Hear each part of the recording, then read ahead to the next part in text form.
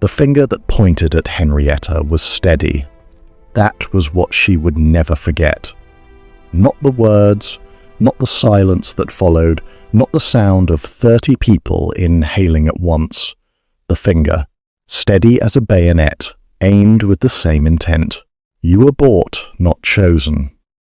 The Dowager Duchess of Dunmore said it clearly in the middle of the Dunmore drawing room on the evening of Henrietta's arrival as the new bride. She said it the way people say things they have been waiting a long time to say. Slowly, with satisfaction. Then she raised her finger and added the rest, and the rest was worse. And the family that sold you to us has the blood of my brother on its hands. I will not pretend otherwise for the sake of a vow made by a man who is no longer alive to be held accountable for it. Every candle in that room seemed to hold its breath. Every face turned, and Henrietta, 22 years old, 48 hours married, still wearing the dust of the road on her travelling cloak, stood in the doorway of a house that was now legally hers, and felt the floor shift beneath her like ice beginning to crack. She did not fall. She had made a private promise to herself at her father's graveside 3 weeks ago that she would not fall, and she intended to keep it, but she had not known it would begin this quickly. Her father, Lord Bassett, had died in October, 6 weeks after the accusation appeared in print. The accusation had been specific and devastating. It claimed that during the Peninsula campaigns, Lord Bassett, then serving in a minor diplomatic capacity, had passed intelligence to a French contact. That intelligence, the report alleged, had enabled a French ambush on a British regiment in the hills above Salamanca. 14 men had not come home from those hills. One of them was Captain George Hartley, the Dowager's only brother, and the man she had loved most completely in a life that had not offered her many people to love. The accusation had never been proven. It had also never been disproven because Lord Bassett had been too ill to defend himself and too proud to beg anyone to defend him. And he had died with the accusation still hanging over his name like smoke over a ruined house. Henrietta had sat beside his bed in those final weeks and watched him diminish, and on the last clear evening he had taken her hand and said, very quietly, with the urgency of a man who knows his remaining hours are few, "I never gave them anything. You must believe that. Whatever they say, whatever comes after, I never gave them a single word." He had told her she believed him. She had believed him with her whole heart. She believed him still. But belief, she was learning, required no evidence, and evidence was the only currency the world accepted. Charles Dunmore had been her father's friend's son. That was the simple version. The longer version was this. Charles's father, the late Duke, and Lord Bassett had been young men together at Oxford, and the friendship that formed there had been the kind that does not require frequent contact to remain true. They had corresponded for 30 years. They had seen each other perhaps a dozen times in that span, but those meetings had had the particular quality of time between people who know each other at the level, beneath performance, beneath rank, beneath everything society requires them to be. When Charles's father lay dying, 2 years before Lord Bassett did the same, he had asked for one thing from the friend who came to sit with him, that the children should marry. That, whatever came, the friendship should continue in the next generation. Lord Bassett had given his word without hesitation, because that was the kind of man he was, and because he had believed then that his name was still worth something. Charles had honoured the vow, not because he was forced to, not because there was profit in it, but because his father had asked it of him with his last coherent breath, and Charles Dunmore was, at his core, a man who understood that loyalty to the dead was not sentiment. It was character. He had known about the accusation before the marriage. He had known about the Salamanca intelligence report and his uncle George's death and his mother's conviction that the Bassett family bore responsibility for it. He had sat with all of it for weeks and turned it in his mind the way you turn a complicated object in your hands, examining every angle, looking for the truth beneath the shape. He had not yet found the truth, but he had found Henrietta, which was a different matter entirely. He had met her twice before the wedding, briefly, formally, in the presence of her aunt, who had managed the arrangements after her father's death. He had watched her handle those meetings with a composure he recognized as costly, because he had spent enough time wearing composure as armor to know what it looked like on someone who had put it on that morning and was not sure it would last the day. He had thought of what his father had taught him, that a person's family was not their character, that inherited circumstance was not personal guilt, that the only fair assessment of any human being was the one made from watching them choose, under pressure, who they were going to be. He had chosen to proceed. His mother had not spoken to him for 11 days after he told her. Now, standing in the doorway of his own drawing room with his new wife beside him, Charles looked at his mother across the assembled household with an expression that those who knew him well would have identified as the outermost edge of his patience. "Mother," he said, and the single word carried enough weight to stop a lesser argument cold. "She has a right to know what she has married into," the dowager said, her voice still steady, still pointed, but something in it shifting slightly at the sound of his tone. "She has a right to know what this family has suffered." "She does," Charles said, "and I will tell her at the appropriate time in the appropriate manner, which is not this." He looked at the assembled staff, at the housekeeper and the footman, and the faces arranged in the frozen attentiveness of people pretending very hard not to be witnesses to something. "That will be all for the evening. Thank you." The room emptied with the swift, silent efficiency of a well-trained household. The dowager remained, Henrietta remained, and Charles stood between them like a man who has chosen his ground and intends to hold it. The dowager looked at her son for a long moment.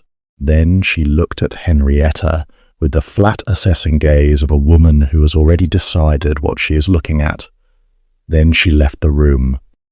Her footsteps on the marble were perfectly even.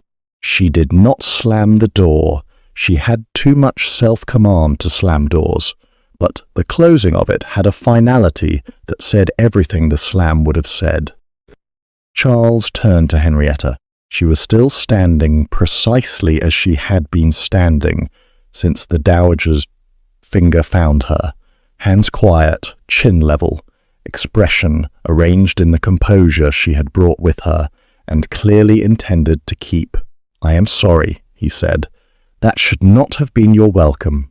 "No," she said, "it should not have." A pause, "but I think I understand why it was." He looked at her carefully. "You know about your father's accusation." "My father told me everything that had been alleged. He also told me it was false." She met his eyes directly, without flinching and without pleading. "I believed him. I still believe him. I thought you should know that immediately, so that we do not spend the first weeks of this marriage pretending I am unaware of what stands between your family and mine." Charles was quiet for a moment. Then he said, "My father believed yours. He never withdrew his friendship or the vow, not even after George died, not even after my mother's certainty about who was responsible. He said that a man's word given in grief was not the same as evidence and that he would not treat it as such." A pause. "I intend to hold the same position." Henrietta looked at him. She had prepared herself for many versions of this man, all of them difficult, none of them this. She had not prepared herself for someone who led with fairness. "Then we have somewhere to begin," she said. They began there. The weeks that followed were not peaceful, but they were purposeful. Henrietta learned Dunmore House the way she learned everything, methodically, attentively, without making a performance of it.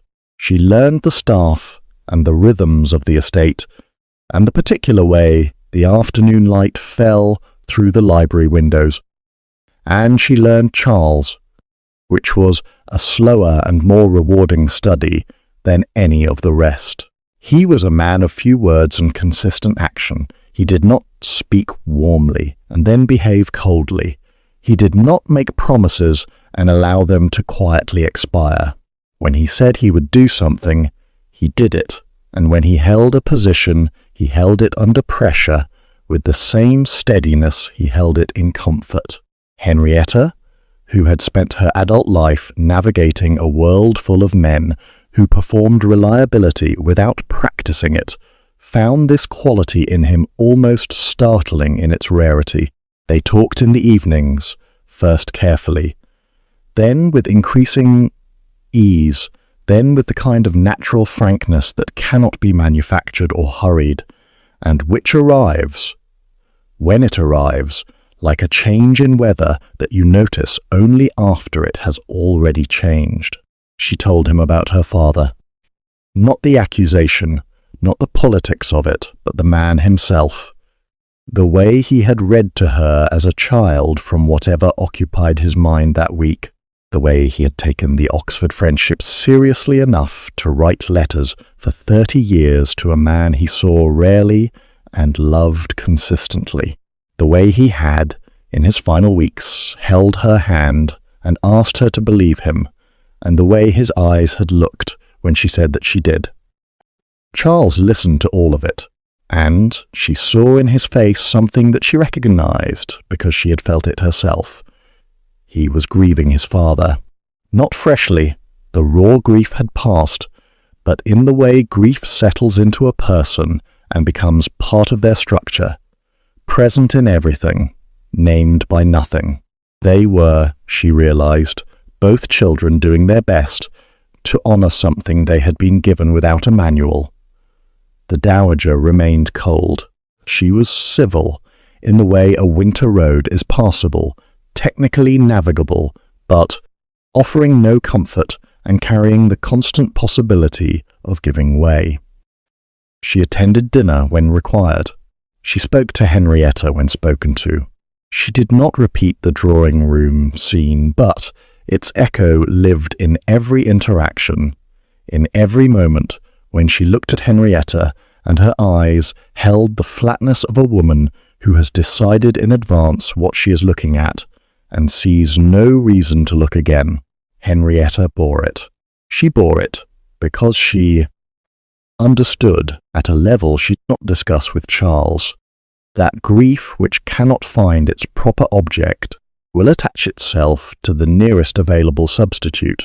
The dowager had lost her brother. She had needed someone to hold responsible. History had provided a name, and she had held it for years with both hands, because letting go of it would mean letting go of the certainty that had organized her pain into something bearable. Henrietta could not take that from her by force. She could only continue to be, visibly and consistently, a person who did not deserve the weight of it. The truth arrived in February. It arrived, as truth sometimes does, through official channels and in an entirely impersonal form. A British military intelligence officer reviewing captured French regimental documents as part of the post-war archival process following the Congress of Vienna, found among a collection of intercepted correspondence a letter written in English in a woman's hand dated 3 weeks before the Salamanca ambush. The letter had been written by the Dowager Duchess of Dunmore to her husband, the late Duke, who had been in the Iberian peninsula at the time on a brief diplomatic matter. It was her personal letter, warm and private, the kind a wife writes to a husband she misses. It contained, in the way that personal letters sometimes do, details about people and movements that the writer had not thought of as sensitive, because she had not thought of them as information at all. She had been writing about her brother, about where he was and when he was expected to move and what regiment he rode with, because she missed him and wanted her husband to know she was thinking of George and watching for news of him. The French intelligence officer who intercepted the letter had underlined 3 sentences in red ink. Those 3 sentences, cross-referenced with a second document in the file, a French tactical report on the Salamanca engagement, corresponded precisely to the details of the ambush. The archival officer noted the connection, filed a formal report, and forwarded it to the relevant department in London. The relevant department sent it directly to the Duke of Dunmore, because the original accusation against Lord Bassett remained on official record, and the new evidence was directly exculpatory. Charles read the report alone in his study on a Tuesday morning, and he sat with it for a very long time. He understood what it meant for Lord Bassett's name. He understood what it meant for Henrietta, and he understood, with a clarity that arrived slowly, and then all at once, what it meant for his mother, and what it was going to cost her to receive this information and sit inside it. She had spent years certain of one thing. That certainty had shaped how she grieved, how she lived, and how she had treated the woman her son had married. And that certainty was about to be taken from her and replaced with something far harder to carry. He told Henrietta first. He came to her sitting room and put the report in her hands without preamble and said, "Read this." She read it. She read it twice. She set it down, and her hands were not entirely steady, and she pressed them flat on the table in the way he had noticed she did when she was managing something large and needed a moment to contain it. "My father told the truth," she said. Yes. She was quiet for a long time. When she looked up, her eyes were bright, but she did not cry, which was, he thought, very much in keeping with everything he had learned about her. "Your mother?" she said. "Yes." "How will you tell her?" "I had thought," he said carefully, "that we might tell her together." Henrietta looked at him for a long moment. She understood what he was asking. Not for support. He did not need support for a difficult conversation. He was asking her to be present for his mother's reckoning as something other than an absent accusation, as a living person who had the most to forgive and who might, by her presence, make forgiveness possible. "Yes," she said, "together." They found the Dowager in the south parlour with her correspondence. She looked up when they entered side by side, and something moved briefly across her face at the sight of them, something that might, under other circumstances, have been called relief. Charles placed the report on the table in front of her and said quietly, "Read this, Mother. All of it." She read it. She read it slowly, in the particular stillness of someone who begins reading one thing and gradually understands they are reading another. They watched the colour leave her face. They watched the document tremble slightly in her hands. They watched the moment when she reached the underlined sentences and the cross-reference and the French tactical report and understood what she was looking at. The sound she made was not a word. It was small and involuntary, and entirely unlike anything Henrietta had heard from her across 4 months of maintained composure. She set the report down, she put both hands over her face, and the Dowager Duchess of Dunmore, who had not flinched publicly in 40 years of social performance, wept. She wept for a long time. Charles sat beside her with his hand on her arm, and did not speak, because there was nothing to say that the weeping was not already saying more honestly. Henrietta sat across from her and waited, still, present, without demand. When the weeping had exhausted itself, the dowager lowered her hands. Her face was devastated in the way that faces are devastated when the architecture of a long-held belief has been taken apart brick by brick. She looked at Henrietta, and in her eyes was something that had never been there before.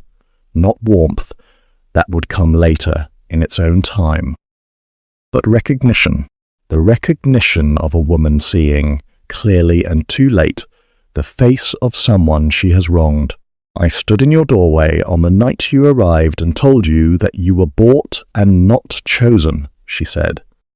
Her voice was a ruin of its former steadiness. I told half of London that your father's blood was a stain on this house. I pointed at you in front of your own household on the night you arrived as its mistress, and I named you a shame. She stopped. I have no defense for any of it. I had grief, which is not the same thing. No, Henrietta said. It is not. She was quiet for a moment. But I know what grief does to a person when it has nowhere honest to go. I watched it do it to my father in his final weeks, when he could not clear his name and could not make me understand the full truth of what had happened, and could only ask me to believe him. She looked at the dowager steadily and without coldness. I believed him. I am asking you to understand why I did. And I am telling you that what happened to your brother was a real tragedy, and that the wrong of it was genuine, even though the blame was misplaced. You were not wrong to grieve. You were only wrong about where to put it. The dowager pressed Henrietta's hand in both of hers and held it without speaking for a long moment. Your father was a good man, she said at last. I was wrong, and I am deeply, deeply sorry for what that cost him, and you. The grief, once redirected to its true source, was enormous. The dowager had carried it for years as anger, which is the form grief takes when it has nowhere safe to land, and now the anger had been removed, and what remained was the original loss in its full, unmediated size. She mourned her brother properly for the first time. She spoke of George to Henrietta and to Charles with the particular tenderness of someone finally permitted to remember a person as a person rather than as a wound. She told Henrietta about his laugh, his terrible singing, the way he had written letters that were half news and half nonsense and entirely beloved. She said his name without bracing herself. That alone seemed to loosen something that had been held rigid in her for a very long time. Henrietta listened to every word with the full attention she brought to everything, and she found in the listening that she was genuinely glad to know this woman. The cruelty had been grief's instrument, not the dowager's character, and the character, once the grief was no longer weaponized, was formidable and warm and entirely worth knowing.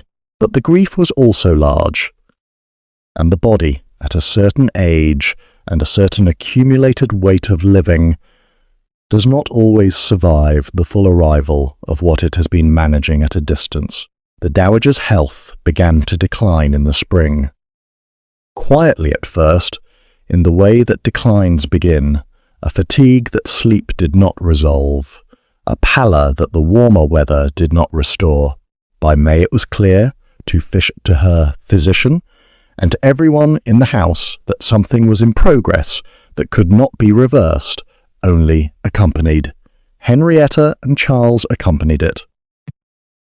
Henrietta sat with her in the afternoons, when the light was good, and read to her histories she had loved in younger years, letters from old friends, and sometimes simply the ordinary news of the day, the world continuing its business in the unceremonious way it does, regardless of what is happening inside a particular house. Charles came every morning and often in the evenings, and he held his mother's hand and talked with her about his father and about the estate and about the things she needed him to know while she was still able to tell him. In July, on a morning when the roses outside her bedroom window were at their fullest, the dowager asked for them both. They came and sat beside her, one on each side of the bed, and she looked at them with the clarity that sometimes arrives at the end of things when the effort of managing impressions is no longer necessary or possible. She looked at Henrietta for a long time. Then she said, "I gave you a terrible beginning in this house. You answered it better than I deserved." A pause. Charles's father chose wisely when he made that vow, and Charles chose wisely when he honoured it, and you chose wisely to stay when any sensible woman would have made his life considerably more difficult. A faint, exhausted version of what her smile had once been. "I am glad you were stubborn." Henrietta took her hand. "I learned it somewhere," she said quietly.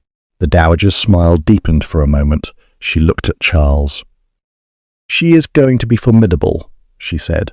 "More than you are, probably." "Almost certainly," Charles agreed. "Good." The dowager closed her eyes. "That is exactly what this family needs."